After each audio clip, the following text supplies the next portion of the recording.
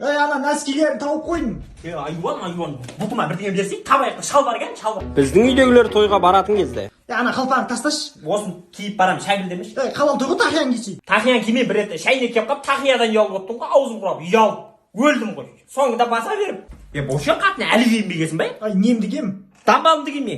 Көлең кисе бір реттегі. Оны ана тойға киіп қойғанмын. Бір кисе екі жерде киіп болмайды. Не аптекадан аппай?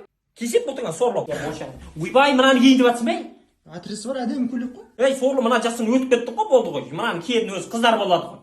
Сағынан әртегерді құшы бар екен. Немді кием мен, немді кием. Ой, бармаймын тойға. Ана тойда әншілерді көріп, жемді көрген тауық құсамай жүгірмеш, албасты, жабайланбай.